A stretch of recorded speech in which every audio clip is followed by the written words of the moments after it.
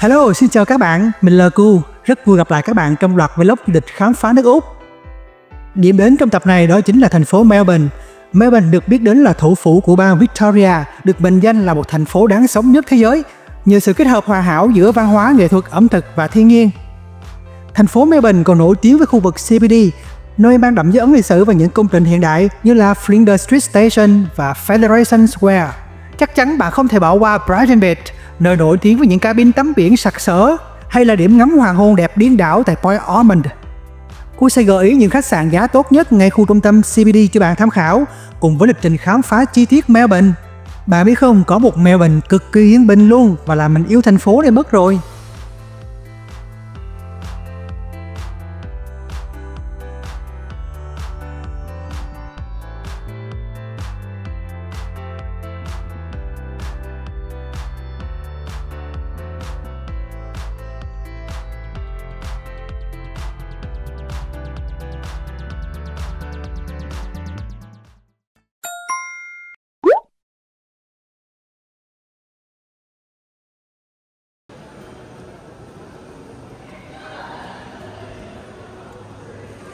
Bây giờ là 7 giờ tối, mình đang ở ga Central, chuẩn bị đi tàu đến Melbourne.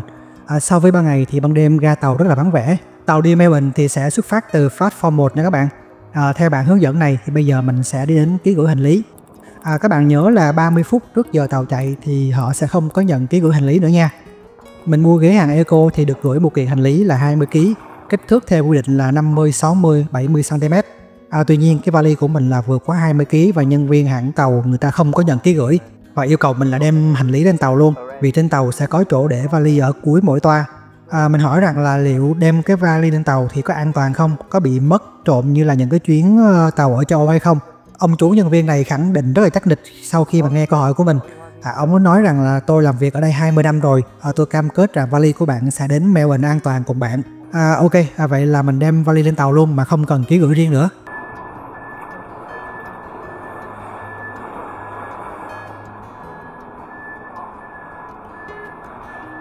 Để mua vé tàu thì các bạn có thể tham khảo cái đường link mà mình để trên màn hình nha.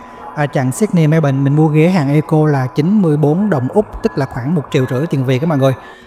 Tàu khởi hành từ Sydney là 9 giờ tối và dự kiến đến Melbourne là 7 giờ rưỡi sáng ngày hôm sau. Từ Sydney đến Melbourne thì các bạn có thể mua vé máy bay giá rẻ của hãng Jetstar hoặc là hãng Virgin. Thời gian bay là khoảng 1,5 tiếng thôi và giá thì cũng khoảng 90 đồng Úc. Tức là giá vé máy bay và giá tàu gần như là không chênh lệch nhau nhiều lắm. Tuy nhiên thì mình vẫn chọn đi tàu. Thứ nhất là có thêm một cái trải nghiệm để review cho cái nội dung vlog được đa dạng. Thứ hai là mình tiết kiệm được một đêm khách sạn. Cảm nhận chung của mình khi tàu thì là tàu chạy rất là êm, không có nghe tiếng ầm ầm như là đi tàu Việt Nam mà mình đã từng đi. Bây giờ là mình kiểm tra khu vực toilet nha, mình thấy nó cũng rất là sạch sẽ, không có mùi hôi. Nhưng mà mấy cái nhà vệ sinh công cộng ở Sydney á, mình thấy vấn đề vệ sinh rất là kém xa Trung Quốc rất là nhiều luôn á. Ngăn để hành lý phía trên này các bạn, rất là rộng rãi luôn.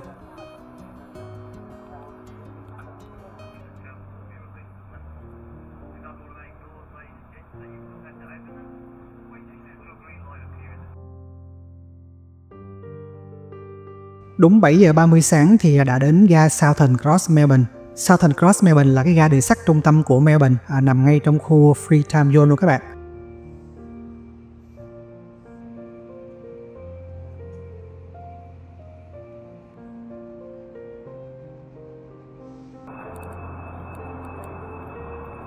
Nếu mà các bạn có gửi hành lý ký gửi ở Sydney thì khi đến Melbourne ra khỏi sân ga rẽ trái thì bạn sẽ thấy chỗ nhận hành lý ở đây.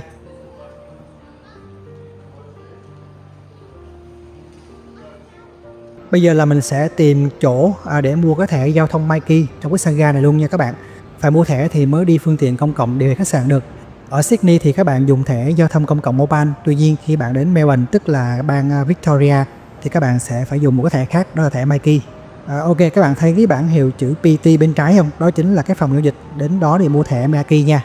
Bây giờ là còn sớm quá, nhân viên chưa có làm việc nên là mình sẽ mua cái thẻ Myki bằng cái máy bán thẻ tự động đặt ngay phía trước luôn. Bây giờ mình sẽ hướng dẫn các bạn cách mua nha, rất đơn giản thôi. Đầu tiên các bạn chọn Buy Myki. Tiếp theo các bạn chọn loại vé là Full Fare. Chọn tiếp Top Up Myki Money. Các bạn nhìn cái dòng này nè, phí mua thẻ là 6 đồng Úc nha. Tiếp theo nhét số tiền cần nạp vào khe bên phải. Lưu ý là máy không có thối lại tiền thừa nha mọi người. Mình nạp 10 đô tức là sẽ trừ 6 đô phí thẻ, số dư trong thẻ chỉ còn 4 đô thôi. chọn OK.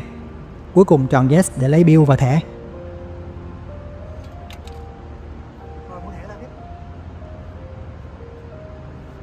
Mình nghĩ là các bạn nên tải cái app PT này để quản lý thẻ Maki của mình, rất là tiện luôn. Với cái app này các bạn có thể kiểm tra các chi phí từng chặng đi, hoặc là hướng dẫn di chuyển bằng cái phương tiện gì như thế nào. Nó giống như là cái Google Maps vậy đó các bạn. Ngoài ra bạn cũng có thể nạp tiền online vào thẻ Maki và kiểm tra cái số dư bằng cách là đưa cái thẻ lại gần cái điện thoại để quét, rất là đơn giản thôi.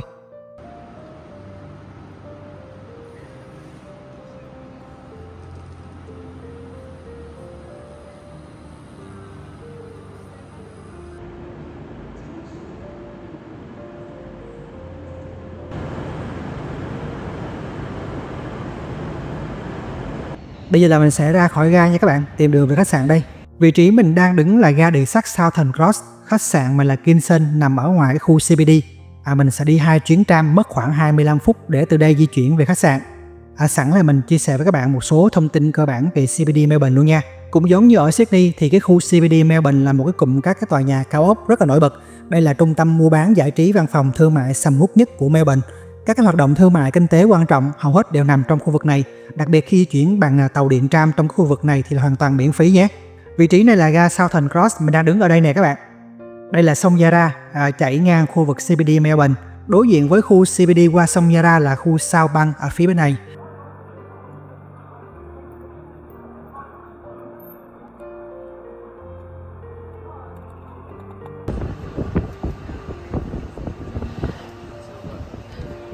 Khi mà lên xuống cái tàu điện tram thì các bạn chỉ cần cái tap cái thẻ Miki thôi nha, xuống không cần tap nha. Đi tàu điện tram trong khu CBD thì miễn phí. Vậy thì làm sao bạn biết được chỗ nào miễn phí và chỗ nào không miễn phí?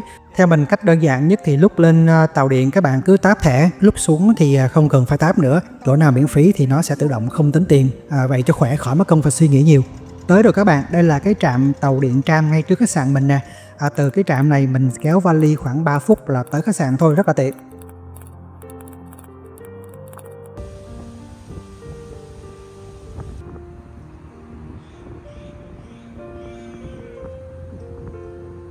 Mới nhìn sơ sơ là thấy khách sạn đẹp rồi đúng không? Bây giờ mình sẽ làm thủ tục check-in, gửi lại hành lý ở lễ tân để đi chơi. Tối thì mình quay trở lại để nhận phòng. Mà người lưu ý là ở Melbourne hoặc là Sydney, nói chung ở Úc thì giờ thời gian check-in là 2 giờ chiều và check-out là 10 giờ sáng nha.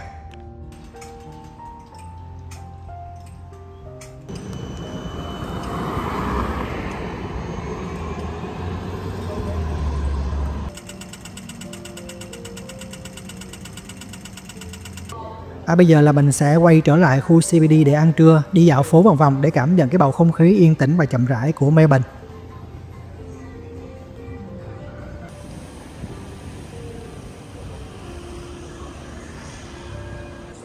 Đây là một cái khu food court nằm cạnh bên Kmart ở trong cái khu CBD á mọi người. Mình vào thử xem ở trong này có gì ăn không nha, đang đói bụng quá. Các bạn xem cũng nhiều quán quá nè, mà hình như là còn sớm quá chưa mở cửa hết hay sao á. Đây có một cái quán Việt Nam nào ghé và ăn thử coi. Hộp cơm tấm này là 14 đồng Úc, ly cà phê là 4 đồng. Tất cả là khoảng 290.000 tiền Việt trong một cái phần ăn trưa này đó các bạn. Cơm trứng thịt rất là nhiều luôn. Tất nhiên là cái hương vị nó sẽ không ngon bằng cơm tấm Sài Gòn rồi.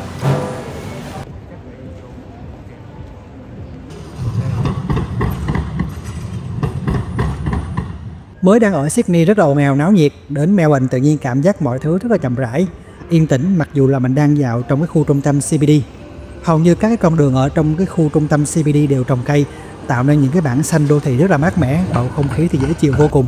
Hôm nay thời tiết đẹp nữa chứ, nắng nhẹ, nhiệt độ ngoài trời thì mình thấy khoảng đâu 22 đến 23 độ thôi, rất là tuyệt vời để đi dạo ngắm phố xá ở Melbourne. Nói chung là mặc dù đêm qua không ngủ nhưng mà tâm trạng bây giờ rất là phấn khích luôn các bạn.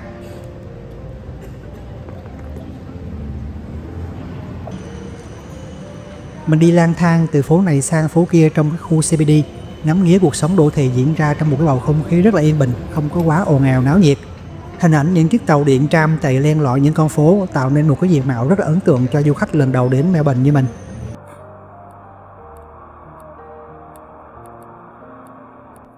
Bây giờ là mình di chuyển qua khu Chinatown này các bạn. Khi mà các bạn thấy chiếc cổng rực rỡ màu sắc kia chính là cái dấu hiệu cho biết bạn đang tiến vào khu Chinatown.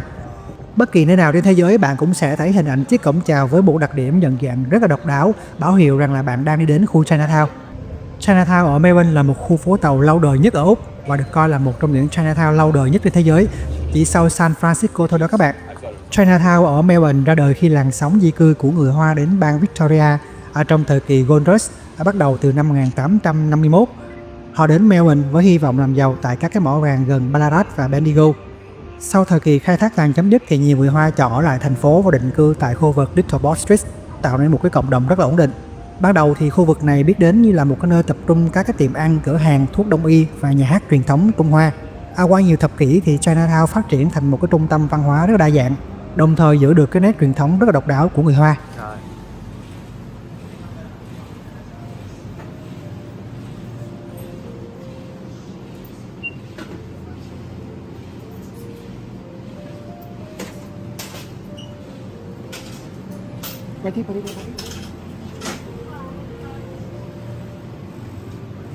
Này mọi người xem, nước suối ở siêu thị một chai là 3 đồng 7 Úc nha, tức là 60.000 tiền Việt đó, hai chai là 6 đồng.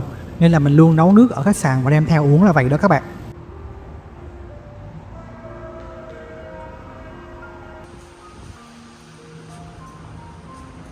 Mình đi ngang qua một cái nhà thờ nhỏ nhưng nằm trong một cái con phố rợp bóng cây xanh yên tĩnh và có kiến trúc rất là đẹp luôn. Theo mình tìm hiểu, đây chính là nhà thờ Wesley Uniting Church, là một cái nhà thờ lịch sử nằm trong khu trung tâm của Melbourne, được xây dựng vào năm 1858. Nhà thờ này thuộc giáo hội thống nhất Wesley. Đây là một trong những cái công trình kiến trúc tôn giáo nổi bật nhất ở Melbourne, kết hợp ý nghĩa giữa lịch sử và các cái giá trị văn hóa.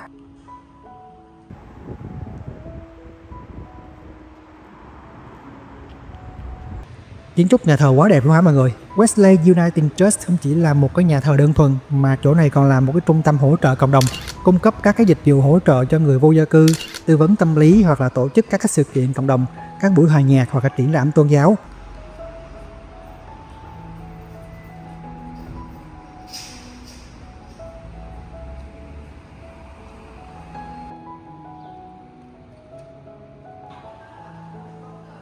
So với ở khu Central Sydney thì cửa hàng Chemist Warehouse ở trong cái khu Chinatown này rất là rộng rãi, tha hồ cho các bạn lựa chọn sản phẩm thoải mái luôn.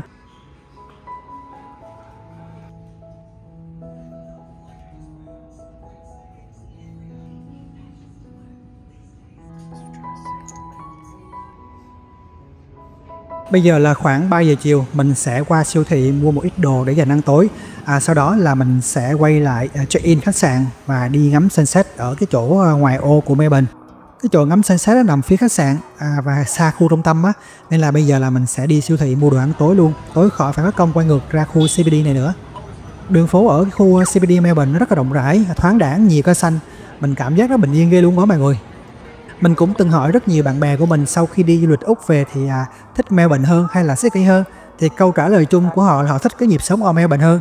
Còn các bạn thấy thế nào? Bây giờ là mình sẽ ghé vào cái siêu thị KT Mart. Nó là một cái siêu thị nhỏ chuyên bán đồ Hàn Quốc để mua ít thực phẩm tối nay. Nói là siêu thị nhỏ nhưng thực ra rất là phong phú về thực phẩm luôn.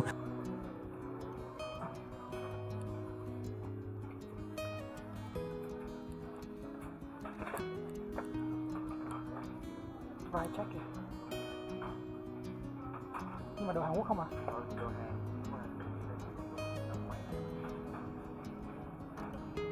Đi siêu thị xong thì mình sẽ quay lại khách sạn để nhận phòng, sau đó là đi ngắm sunset.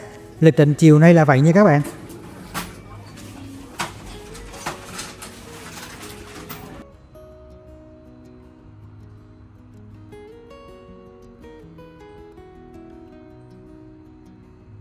Nắng chiều chiếu vào khách sạn công nhận đẹp giá man luôn, nhìn rất là ạt luôn đó các bạn. Khách sạn thì không yêu cầu đặt tiền cọc nhưng yêu cầu bạn cung cấp thông tin thẻ visa, giống như là một cái dạng đặt cọc trước vậy đó.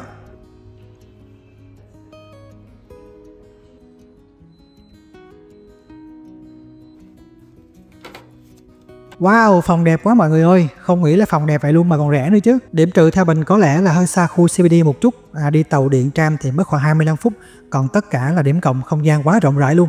Phòng này rộng đến 30 m² luôn á mọi người, có ban công phía ngoài nữa kìa. Thời điểm mình book phòng này là giá khoảng 2 triệu thôi, quá rẻ luôn đúng không?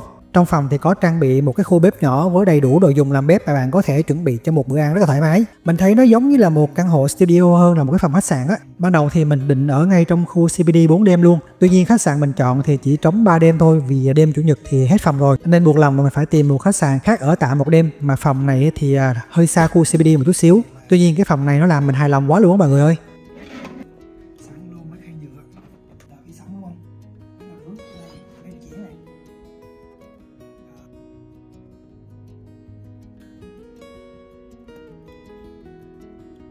Phòng tắm nè, nhìn rộng rãi sạch sẽ, thiết kế là hiện đại nữa nè. Nói chung là rất là ok luôn.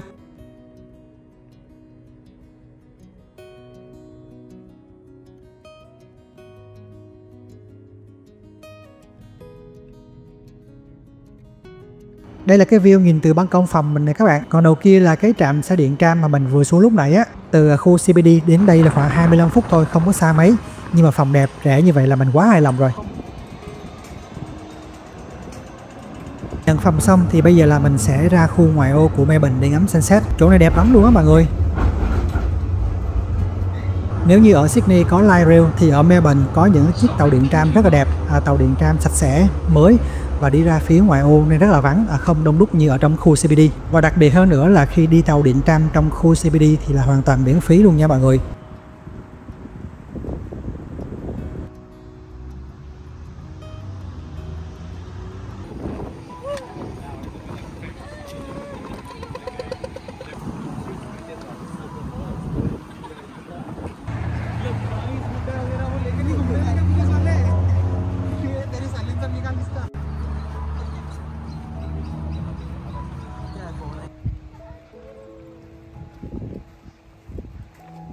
Tới rồi nè các bạn ơi, gần 7 giờ tối nha, gần 7 giờ tối đó, mặt trời còn sáng rực rỡ như 3 giờ chiều ở Việt Nam luôn.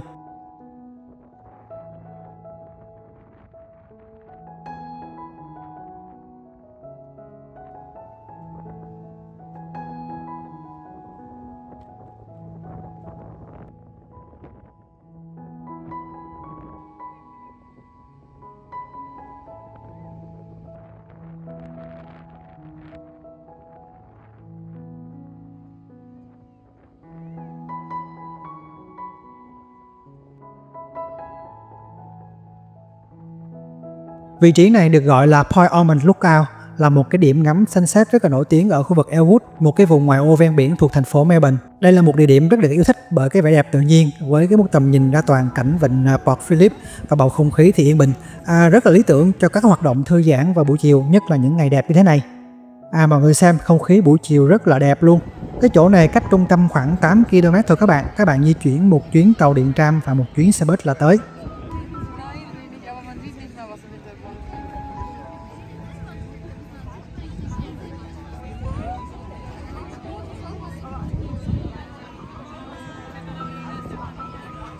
Chỉ là một cái hoạt động ngắm sunset thôi, nhưng đây là một cái trải nghiệm rất thú vị khi mà bạn đến thăm Melbourne. Bằng cách này bạn có thể hòa vào nhịp sống của người dân ở đây. Thật sự ấn tượng đầu tiên của mình về Melbourne đó là những gì người ta nói về cuộc sống hiện đại, yên bình, chậm rãi và gần gũi với môi trường thiên nhiên.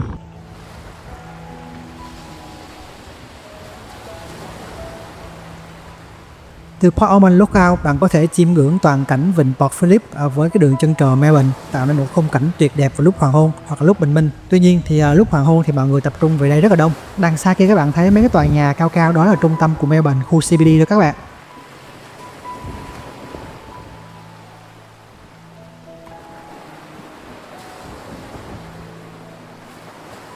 10 giờ tối mới về đến khách sạn đó mọi người. Bây giờ là mình chuẩn bị bữa ăn tối nhanh gọn lẹ chứ mệt quá rồi.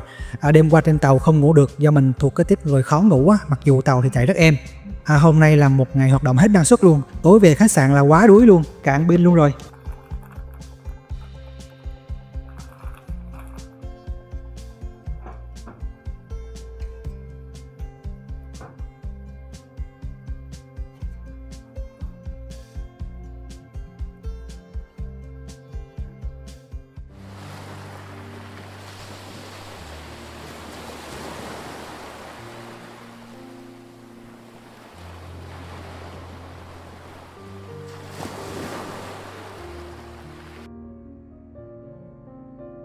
Hello, chào mọi người buổi sáng. Ngày hôm nay là ngày thứ hai mình ở Melbourne.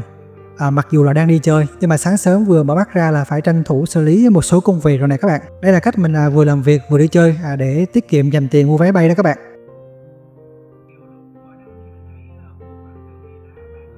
Sáng nay là mình dậy trễ do ngày hôm qua là quá mệt và cũng là để có thời gian thư giãn thoải mái trong cái phòng rất là đẹp này.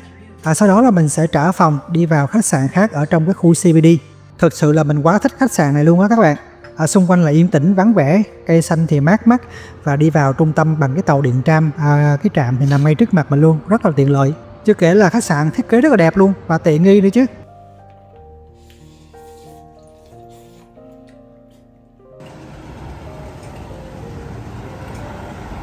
Đây là cái vị trí Southern Cross Station, là cái nhà ga mà mình đi tàu từ Sydney đến Melbourne hôm trước đó các bạn. Bên này là khách sạn The Great Southern, là mình sẽ check in ngày hôm nay. Từ cái ga đi đến khách sạn chỉ 3 phút thôi, rất là tiện luôn. Đây là toàn bộ cái khu CBD của Melbourne này các bạn. Ở khách sạn trong khu này thì các bạn sẽ đi tàu điện tram miễn phí. Đó là một cái điểm cộng lớn ở trong việc tiết kiệm chi phí. Nhưng mà khách sạn ở trong khu vực này khá cao nha. Tuy nhiên sau khi tìm kiếm, kiểm tra, đọc hàng trăm cái review thì mình sẽ giới thiệu cho các bạn một số khách sạn với cái tiêu chí là ở trong khu trung tâm CBD, giá rẻ, sạch sẽ và đi lại thuận tiện. Các bạn có thể tham khảo danh sách này chi tiết hơn, mình để thông tin ở trong phần mô tả nhé.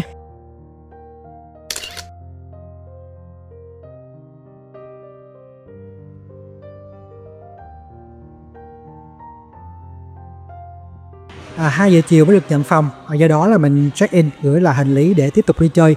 Tối thì là mình sẽ quay trở lại. Sảnh chính của khách sạn rất là rộng mà mình nhìn thấy khách ra vào liên tục, thì mình nghĩ khách sạn này chắc là đông khách lắm và có vẻ hoạt động rất là chuyên nghiệp.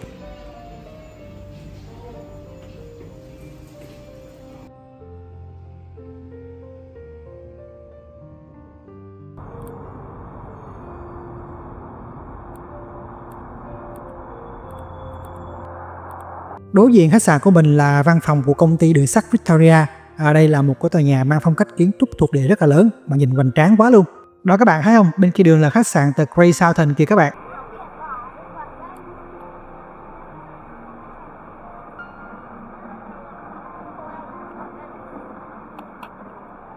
Trước mặt mình các bạn thấy đó là ga đường sắt Southern Cross. Từ khách sạn đi ra đây có 3 phút thôi, quá là tiện lợi luôn. Hôm nay mặc dù thì trời không nắng đẹp như ngày hôm qua, trời nhiều mây một chút, tuy nhiên là không khí mát mẻ dễ chịu, rất là thích hợp để đi bộ. Lịch trình sáng nay là mình sẽ đi đến nhà ga trung tâm lớn và đẹp nhất ở Melbourne, đó là cái ga Flinders Street Station.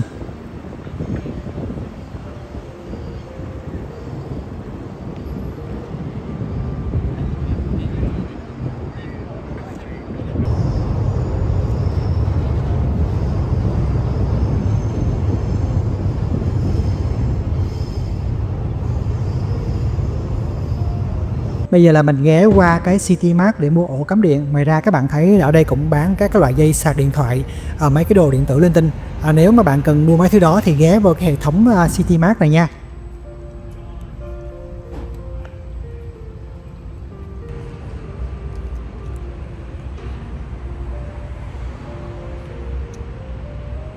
Từ khách sạn của mình đi bộ chỉ 3 phút thôi là tới cái ga tàu điện tram, và từ đó đi đến cái ga Flinders Street Station thì cũng chỉ mất khoảng 10 phút thôi. Tuy nhiên là mình chọn cái phương án đi bộ để có cái thời gian ngắm nghía, khám phá mọi thứ xung quanh, cũng rất là thú vị luôn.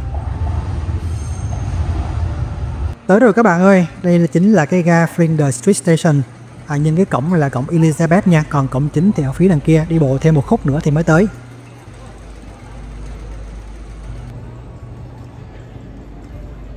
Flinders Street Station là một cái nhà ga xe lửa lớn và mang tính biểu tượng nhất của thành phố Melbourne. Nó không chỉ là một cái trung tâm giao thông công cộng chính của thành phố, mà ở đây còn là một cái công trình kiến trúc lịch sử nổi bật, hoặc là một cái điểm gặp gỡ quen thuộc của người dân địa phương và du khách.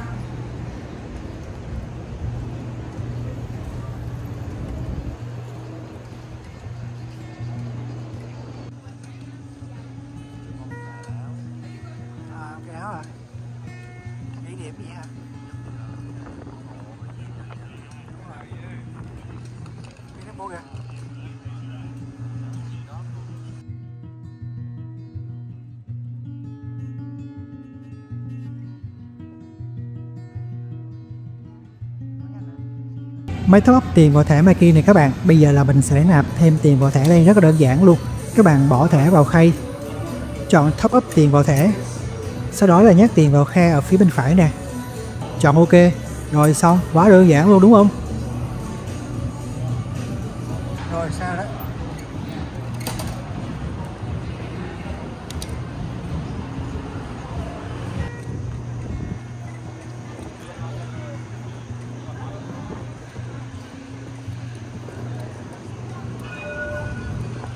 À, mình vừa phát hiện ra một cái quán bánh mì Việt Nam nằm ngay trước cái nhà ga này luôn, trông rất là ngon mắt đúng không?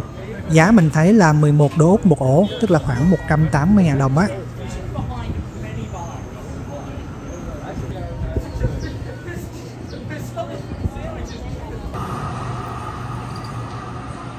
Ok, bây giờ là mình đi vào bên trong cái sân ga của cái nhà ga Flinders Street Station này, khám phá xem có gì hay ho không nha các bạn.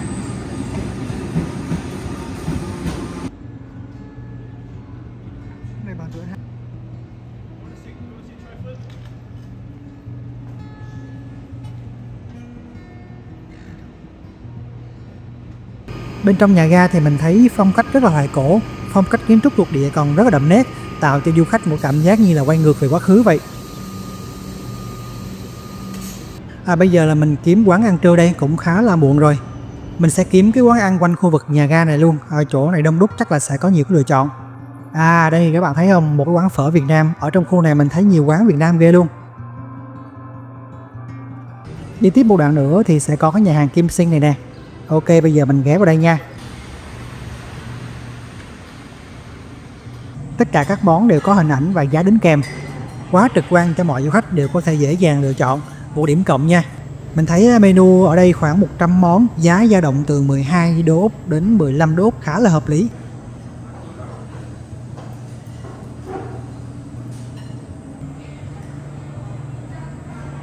$13 đô Úc cho một set cơm gà chiên như vậy này các bạn, tức là khoảng 200.000 đó.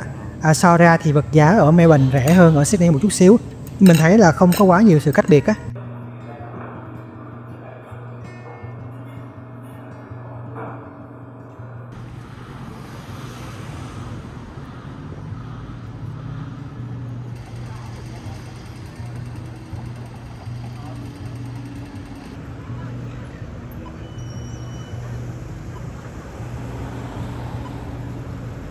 Ăn trưa xong thì là mình quay trở lại khách sạn The Grey Southern để nhận phòng. 2 giờ chiều thì mới được nhận phòng các bạn. Check out là 10 giờ sáng nha. Phòng này mình book là hạng phòng Superior King Room, rộng 18 m². Giá tại thời điểm mình book là khoảng 1,7 triệu, không bao gồm ăn sáng. Có một cái giường king rất là lớn, tivi, tủ lạnh, bàn ủi, đầy đủ luôn nha. Nhưng mà không có dọn phòng nha, bạn tự đem rác để trước cửa phòng, trước 9 giờ thì sẽ có người tới thu gom. Muốn đổi khăn tắm thì các bạn xuống lễ tân để lấy nha. Wi-Fi thì rất yếu, hầu như là không có dùng được luôn á. Nếu muốn đường truyền nhanh hơn thì bạn trả thêm phí.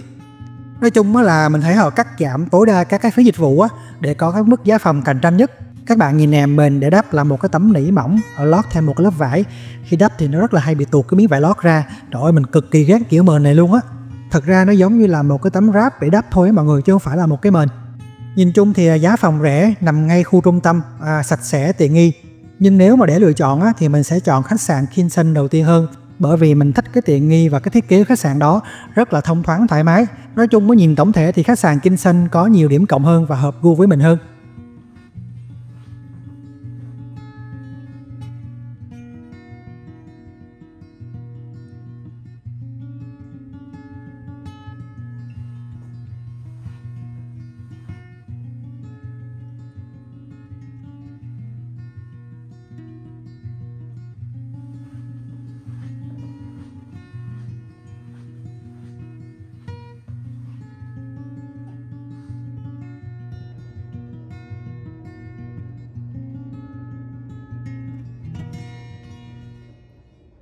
Sau khi mà nhận phòng xong xuôi thì bây giờ mình lịch trình chiều nay thì mình sẽ đi ra khu bãi biển Brighton, cũng khá là xa khu trung tâm đó các bạn.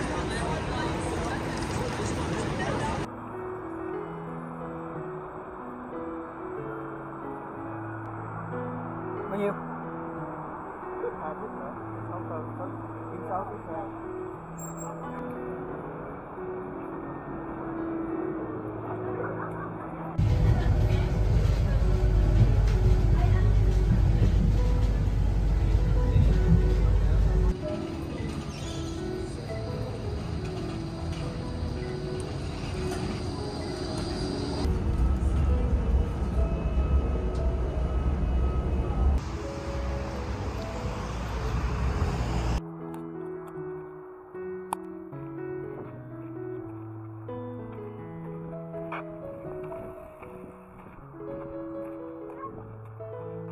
Bãi biển Brighton cách trung tâm CBD khoảng 11 km. Mình đi một chuyến tàu và một chuyến bus để đến. Đây là một trong những cái bãi biển rất là nổi tiếng ở Melbourne, tọa lạc tại vùng ngoại ô Brighton. Bãi biển này là một cái điểm đến rất yêu thích của cả người dân địa phương và du khách nhờ vào cái vẻ đẹp và tự nhiên, không gian thì yên bình. Và đặc biệt bãi biển này rất là ấn tượng bởi vì có những cái cabin tắm rất là rực rỡ màu sắc luôn các bạn. Các bạn chắc chắn sẽ rất là ấn tượng. Bãi biển Brighton nổi tiếng với một dãy 82 cái cabin tắm biển, được sơn các cái màu sắc và họa tiết rất là độc đáo, mang đầy tính biểu tượng của cái khu vực này. Các cái cabin này được xây dựng cuối thế kỷ 19. Ban đầu thì nó để phục vụ cho tầng lớp quý tộc, nay thì nó thuộc sở hữu của rất nhiều tư nhân. Có một số thông tin về các cabin này rất là thú vị để mình kể cho các bạn nghe. Mỗi cabin này có giá trị rất là cao nha các bạn, dao động từ 200.000 đến hơn 300.000 đô Úc, nhưng chỉ là để dùng làm cái nơi cất đồ và không có tiện ích điện hay nước bên trong. Những cái chỗ này không được thuê để ở, không tự ý sơn sửa theo ý thích riêng, không được bán lại cho người từ xa đến, mà chỉ được bán lại cho những cái người sở hữu khác, với điều kiện là họ phải sống gần quanh khu vực này. Ở đây có một số cabin được truyền qua rất là nhiều thế hệ trong cùng một gia đình và trở thành một cái phần di sản văn hóa mang lịch sử cá nhân rất là ấn tượng. Chính quyền thành phố muốn đảm bảo rằng các cái cabin này được duy trì như là một cái phần văn hóa địa phương và không bị thương mại hóa. Các bạn sẽ có một câu hỏi rất là lớn rằng là thì những cái cabin này nó mắc như vậy người ta dùng nó để làm gì? Thật ra là chỉ để dùng nơi giữ đồ và nghỉ chân trong ngày mà thôi, không được ở lại qua đêm. Đó, các bạn thấy mục đích chỉ có vậy thôi mà giá bán cái quyền sở hữu cực kỳ đắt đỏ. Các cabin này không chỉ là tài sản cá nhân mà còn là một cái biểu tượng và văn hóa của cái bãi biển này. Chúng được bảo vệ bởi hội đồng thành phố Bayside để duy trì cái vẻ đẹp truyền thống và giá trị của di sản trong khu vực. Hôm nay là mình rất là may mắn đi đúng cái ngày nắng đẹp thì mới thấy hết được cái bãi biển rất là rực rỡ bởi những cái cabin đầy màu sắc luôn. Chứ nếu đi trúng ngày mây mù thì sẽ không đặc sắc như vậy đâu.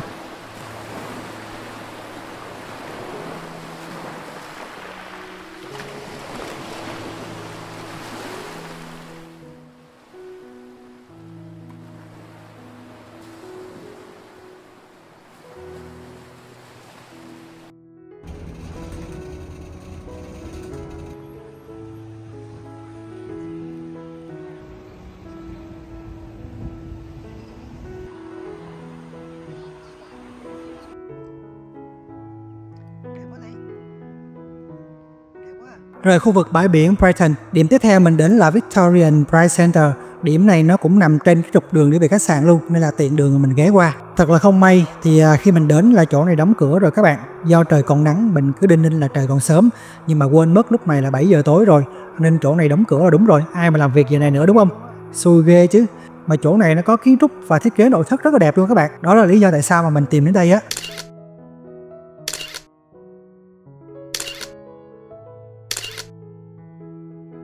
Các bạn xem, trời còn nắng rực rỡ vậy đó mà lúc này là 8 giờ tối rồi nè. Bây giờ là tháng 11 nên là 7 giờ tối mà bạn thấy như là 3 giờ chiều vậy đó. Khu vực này cách trung tâm khoảng 10 km. Mọi người nhìn xem, hàng quán shop xung quanh đóng cửa đi ngủ hết rồi nè. Đường phố thì vắng vẻ, hầu như không thấy xe qua lại luôn. Bởi vì theo thói quen á, nhìn thấy trời sáng thì mình nghĩ còn sớm lắm. Ai ngờ đâu là tối thui rồi.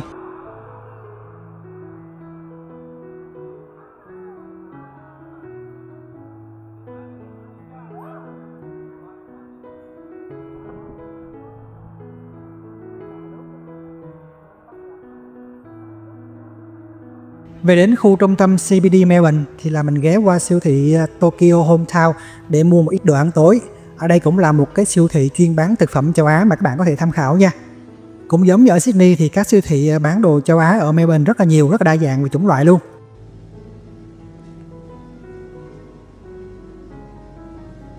Mọi người nhìn xem, đây là quang cảnh khu CBD Melbourne lúc 9 giờ tối nè. Rất là vắng vẻ và im ắng luôn.